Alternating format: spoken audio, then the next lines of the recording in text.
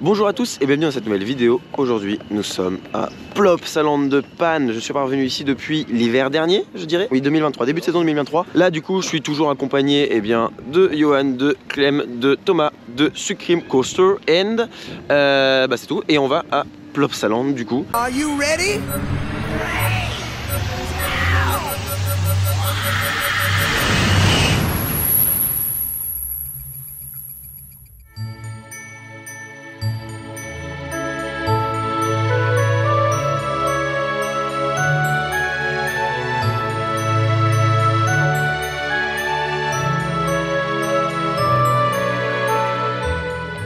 Alors là, je suis tellement content d'être ici. Il y a la musique de Tomorrowland. On est dans la zone Tomorrowland, il n'y a personne. Le train il attend en gare depuis peut-être 5 minutes.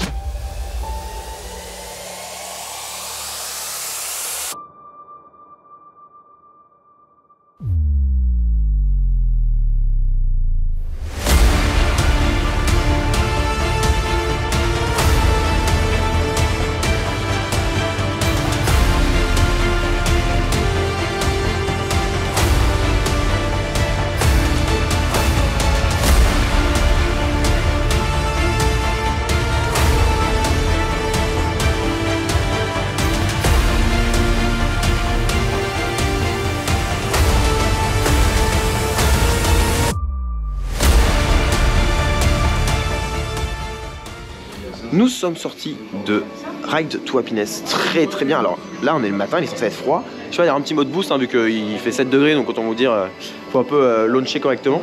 Une petite panne, mais bon rien de bien méchant, c'est un petit peu arrêté. Il n'y a personne en gare, de toute façon avec un train, donc c'est calme. Je suis toujours en super view, c'est complètement con. Je vais finir comme ça quand même. Mais c'était incroyable, on s'est fait satelliser la gueule, c'était... J'adore me faire satelliser la gueule sur ce que c'est vraiment. Donc c'était dingue, on a kiffé faire ce ride. Et il était très puissant alors qu'on est le matin qu'on a froid, ça fait longtemps que je le fais aussi. Donc hâte de le refaire dans la journée, d'en profiter au maximum et de faire d'avoir des petits retours un peu plus sympas dessus.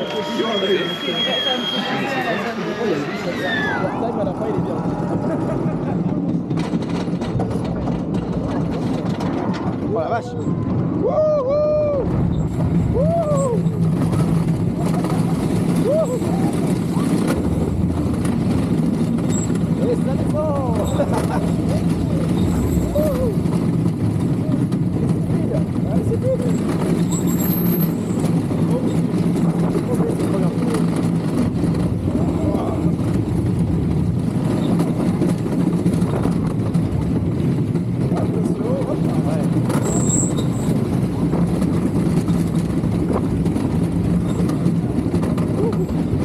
Nous sommes sortis de Heidi. Quelle merveille ce petit coaster.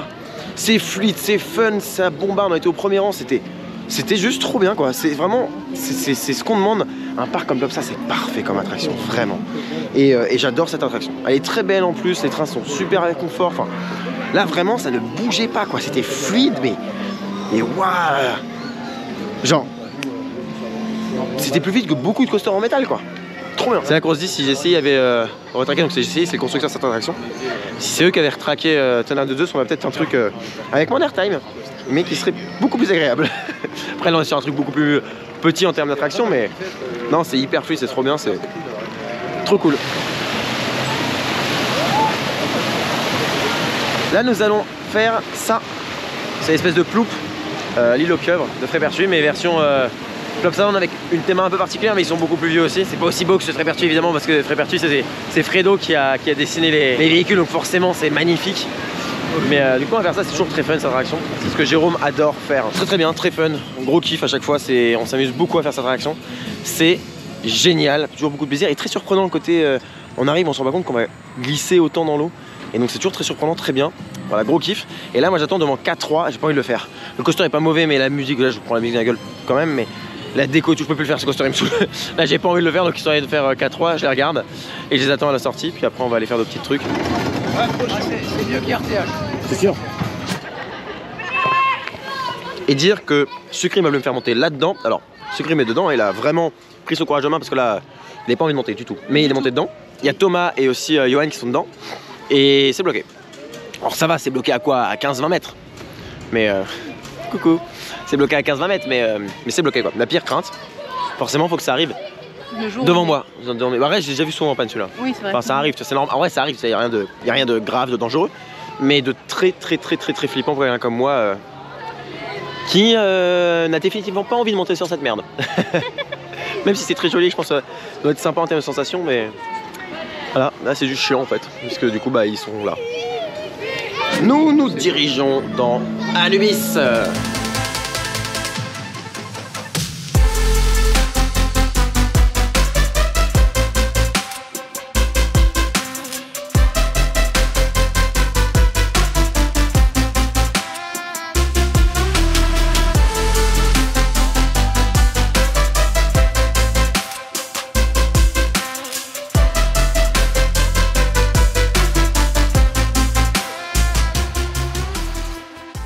On est sorti d'Anubis, c'était vraiment bien.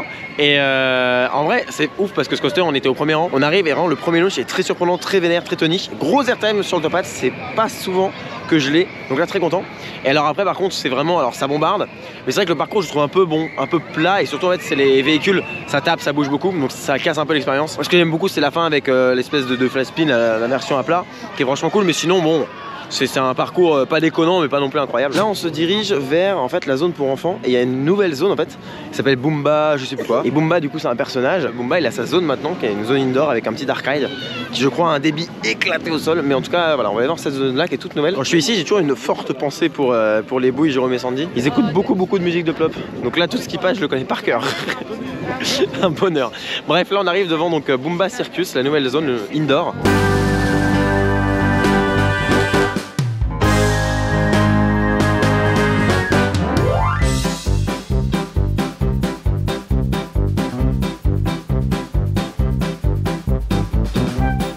On est donc dans cette zone, c'est pas déconnant alors. Il y a toujours un petit côté un peu cheap dans la conception je trouve. Ils ont quand même essayé de cacher le plafond et tout. Mais ça fait... Ah il y a un côté pas assez abouti, pas assez fini. C'est particulier mais en vrai ça fait le taf. Après ça ces structures là ça, les enfants ils adorent hein, mais c'est très disgracieux dans un parc. Vraiment. Après c'est normal qu'il y en ait hein. Après en vrai c'est fun et pour les mômes c'est vraiment très cool quoi. Là du coup on est dans le nouveau restaurant de la zone. Et on teste, c'est pas mal, c'est qu'on doit commander aux bornes. Plutôt efficace. Là j'ai pris un truc, je sais pas ce que c'est, ça s'appelle Bel Canto. C'est de la viande donc on va voir. Et il y a donc soit un menu avec une boisson en soft, soit avec une bière. Vous imaginez bien, j'ai pris une bière. Consommé avec modération toujours. Je crois que j'ai pris une petite Grimbergen. Et voilà, j'en ai eu pour 13 €, ce qui est franchement honnête, à voir ce que ça va être en termes de quantité et de qualité. Mais 13 € c'est pas déconnant quoi. Surtout qu'il y a une bière incluse. Donc pas mal. Puis la pièce est jolie. On est un peu éloigné, donc on n'a pas les bruits de la zone. Boomba, je trouve que c'est plutôt bien pensé parce que c'est quand même ouvert dessus. Là, vous avez des énormes portes là, enfin des énormes accès ici, et on n'entend quasiment rien. Ça, pour le coup, c'est très positif. En termes de quantité, c'est pas énorme. Après, la bière dedans quand même. J'avais pris un truc, je sais pas ce que c'est, donc du coup, bon, on est en Belgique, on teste des trucs de Belgique, mais bon, je ne saurais dire si c'est concluant ou pas. Je sais pas ce que c'est. C'est très bon. C'est bon? Oui. Trop bien cool. la fricadelle, c'est.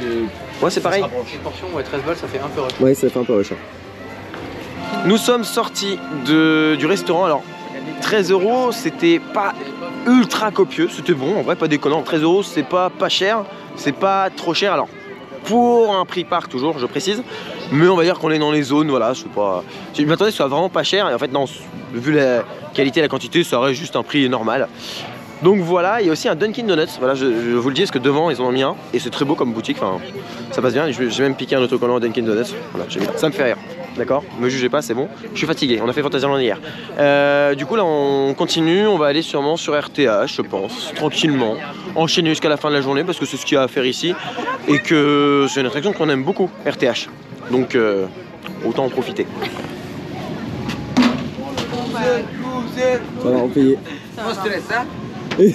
No stress, quelqu'un de là. Là, je dois changer de calbar. Là, on vient d'avoir une scène un peu marrante. C'est en gros, on était donc dans la rue à Plopsa, enfin dans un chemin quoi.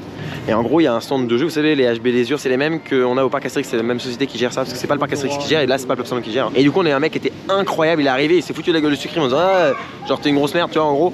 Et il lui a dit, tu arriveras pas à mettre un panier, donc il a donné des balles, il a pas réussi à les mettre, il a dit, tu sais quoi, on va faire un truc, je te donne 6 balles. Si t'en mets une, tu gagnes la peluche, tu payes la partie comme si tu allais jouer, comme si tu avais joué, et tu gagnes une peluche. Si t'en mets 2, tu gagnes la peluche et tu payes pas la partie. Par contre, si t'en mets 0, tu dois payer la partie. Très intelligent. Et du coup, on l'a fait, et Sucrim a eu genre 7 balles au total, et elle a mis 0, le pauvre, et genre du coup, il s'est fait traiter de loser et tout par le mec, mais qui était en mode gros délire, et vraiment très sympa. Ça change, enfin, il n'y a pas le côté trop racoleur, il y a le côté au moins, il y avait du fun, et on était conscient de ce qu'on faisait. On savait que si on jouait, si le Sucrim jouait, on devait payer la partie. Mais super sympa le type, vraiment, trop cool. Là, on vient d'entrer dans Mayaland, je vous ai dit, on n'arrive toujours pas à arriver à RTH, hein. C'est vraiment, on est arrêté toutes les 5 minutes. Mais en gros, Mayaland, c'est une zone indoor, un peu comme Boomba Circus. Sauf que moi je la trouve quand même bien mieux faite, alors on voit beaucoup plus le toit, mais la zone est, je trouve, beaucoup plus quali. Voilà, petite comparaison, parce que c'est les 2 zones du parc. Après c'est bien, il y a 2 zones indoor, il n'y a pas à se plaindre, hein. C'est déjà très bien, surtout pour les enfants et pour les familles, donc c'est cool.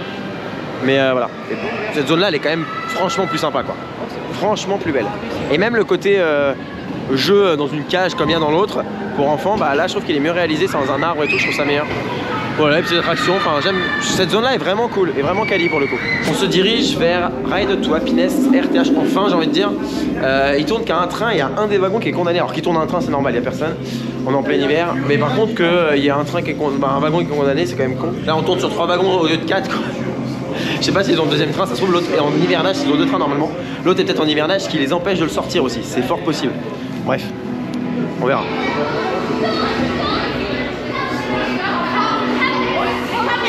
Alors, update, on est toujours en gare, le wagon qui depuis tout à l'heure tourne à un train, ça fait genre longtemps. Depuis ce matin. Depuis ce matin, il bug ce truc là, ça fait des heures qu'il tourne. Et là, ils viennent seulement de sortir le deuxième train, putain. C'est-à-dire qu'ils ont le deuxième train, il est pas en hivernage. Je veux dire que c'est super chiant parce que là, on a 1 heure de la fermeture, ils sortent le deuxième train, donc tant mieux, ça va augmenter le débit. Ils auraient pu le faire avant quand même.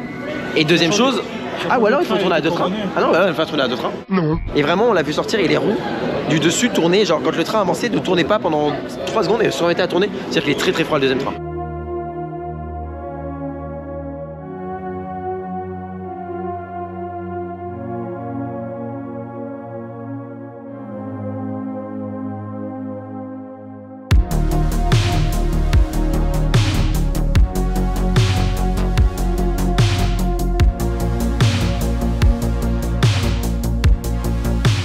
Du coup, update.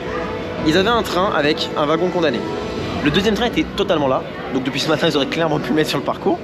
Là, ils viennent donc de décider de rentrer le train qui a un problème sur un wagon. Le train chaud. Le train chaud. Du coup, ils ont envoyé les trains chauds. Ils l'ont mis sur la seconde zone de launch. Ils l'ont arrêté. Ils ont sorti le train froid de la zone de garage, parce qu'il n'y a qu'une seule zone de garage. Il n'y en a pas 2 côte à côte, il n'y en a qu'une seule. Ils l'ont sorti. Ensuite, ils ont rentré ce train froid dans la gare. Une fois dans la gare, ils ont envoyé le train chaud sur la zone de frein. Ils l'ont fait revenir en voie de garage. Et là, il faut qu'ils envoient le train froid sur la première zone de launch et revenir ici, faire peut-être 2-3 tours à vide et ensuite on pourra embarquer. C'est-à-dire qu'on en a encore pour un bon quart d'heure, sachant que ça fait déjà donc un quart d'heure qu'on a attendu avant. Là, on a attendu en plus un quart d'heure pour tout le changement, un quart d'heure 20 minutes pour tout le changement de train et tout machin. Il fallait faire plus tôt quoi. Ou alors pas le faire, ou alors garder les 2 trains. Celui-là il avait un condamné, il faut garder 2 trains qui tournaient à 7 wagons au lieu de 8 quoi, au total, sur le train, sur le parcours. Là je trouve ça vraiment dommage. Je sais pas les raisons et tout, mais franchement c'est dommage. Soit le faire plus tôt, soit machin, mais là le train va être froid, là on a perdu, enfin là il reste plus qu'1 heure, je suis pas sûr que le fait de tourner à un train qui a un wagon qui peut pas accepter de personnes, c'est vraiment si pénalisant plutôt que de perdre 45 minutes à changer le gain de débit 0 parce qu'au final l'équation ça va arriver à 0 donc voilà. Le train va être froid donc il va être plus long en tour en plus. C'est très intéressant techniquement mais j'aime bien monter dedans quand même. C'est marrant hein, on est avec des gens qui l'ont fait qu'une fois, on vient pour ça. Puis on embarque quoi, c'est sûr. Et il repart, 4e test. Et là il est retourné voir le launch, il y a un truc bizarre sur ce coaster. Je suis pas sûr que le move si c'était pour soulager la file d'attente par rapport au wagon qui tournait. Après ça se trouve le wagon faisait chier de fou tu vois. Le wagon, t'as vu ce que j'avais dit tout à l'heure?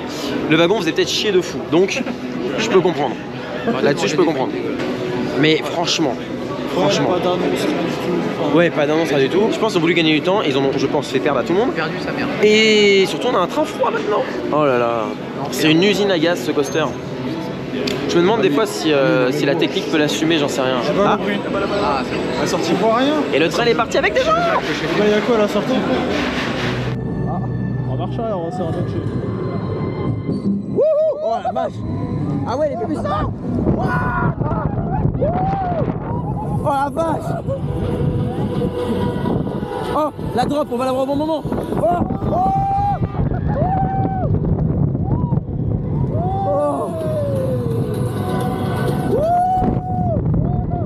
Wow. Oh la vache.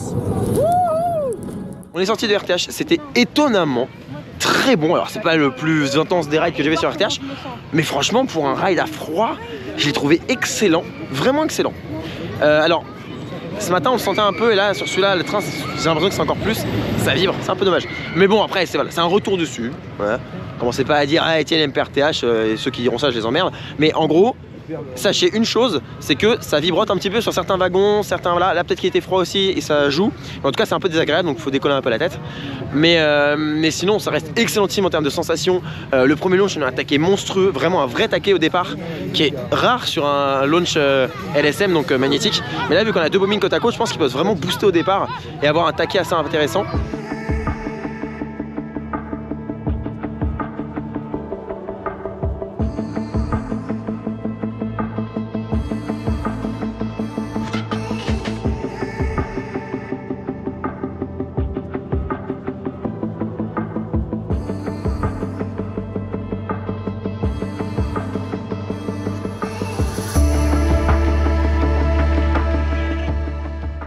On est sorti de Draco, je sais plus comment ça s'appelle. C'est un Powerhead coaster, donc un coaster,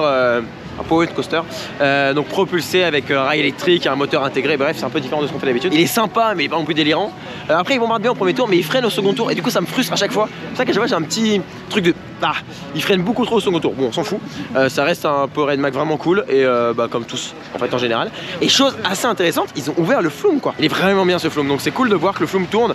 Si vous voulez le tenter, vous pouvez, même en hiver visiblement. Alors, ça va peut-être fermer plus tard dans la saison, mais en tout cas c'est bon à savoir. Je voulais le dire quand même, le parc est joliment décoré pour Noël. Là on va faire AD. Alors petit truc très marrant, c'est qu'on a vu la parade.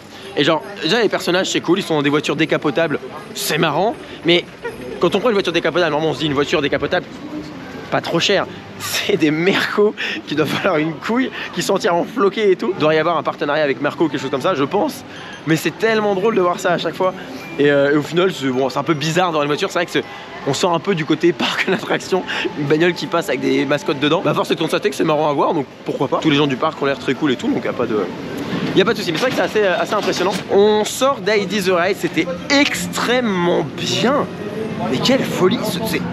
Pour la petitesse de l'attraction, le peu de prétention qu'elle a, c'est un petit coaster en bois d'une vingtaine de mètres. C'est excellent, on a des petits airtime et tout dedans. Il est vraiment bon ce truc, hein. Et puis c'est fluide, mais c'est fluide comme jamais. Je savais qu'il était très bon. Chaque fois que je le fais, je le trouve toujours très bon. Mais là, je trouve qu'il est encore meilleur qu'à l'habitude. Je sais pas pourquoi.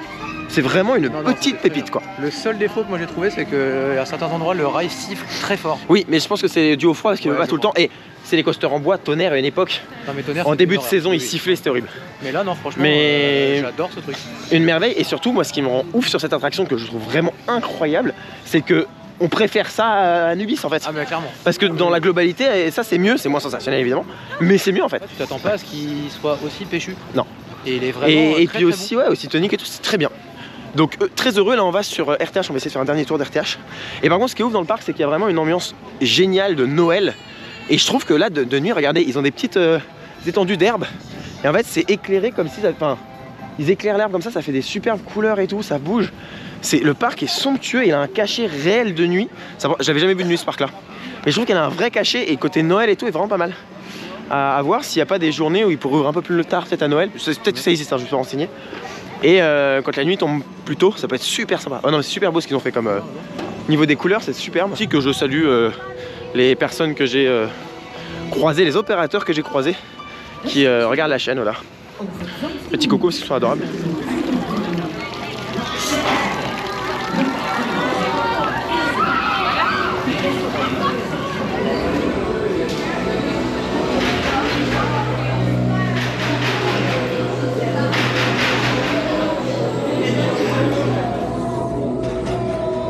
J'adore être face à face. Ah non, ça va bien. Voilà. Waouh. Oh, c'est beau. Je pense qu'on va attendre plus longtemps ici. Oh. Oh oui. Oh la vache. Oh la vache. Oh le bâtard. Oh le bâtard. Wouhou.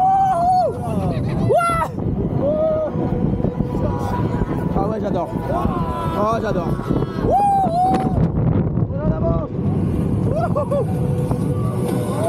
Allez.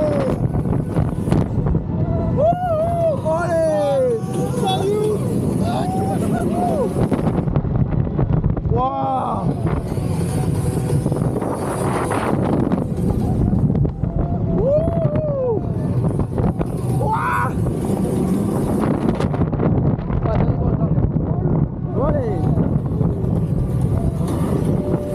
Incroyable. Nous sommes sortis de The Ride to Happiness. Regardez le petit décor derrière moi, c'est très très beau. À Noël, regardez ça. C'est trop bien. On est juste à côté de RTH. Le train du coup a pas mal chauffé. On était vers le milieu, on était au 3e wagon. Très bien, franchement rien à dire. Launch très, très sympa. On sentait qu'il était lent parce que finalement on départit avec le son qui était un poil en avance et on arrivait, il était un poil en retard. La station était vraiment très juste, très propre, très équilibrée et tout. Moi j'ai adoré. Et le faire de nuit c'était fou, il y a des lumières partout, c'est très beau. Le parc la nuit est vraiment somptueux. En tout cas là c'était une très bonne journée à Plopsaland. Petit couac un petit peu sur RTH où ils ont changé un train et tout, je pense qu'ils auraient pu le faire plus tôt. Bon c'est pas grave parce qu'il n'y a pas grand monde, on a profité. Ça nous a empêché de l'enchaîner peut-être une fois de plus, allez grand max. On a quand même profité, on est allé tranquille, c'était très très bien. Donc non là pour le coup je vous le conseille à Noël parce qu'il n'y a pas grand monde, le parc est vraiment sympa et surtout de nuit. Bref. Ceci étant dit, je vous remercie d'avoir regardé la vidéo jusqu'au bout. Je vous dis à bientôt pour un prochain épisode, soit en EDB World, soit une vidéo dans un parc. D'ici là, soyez enthousiastes. Salut!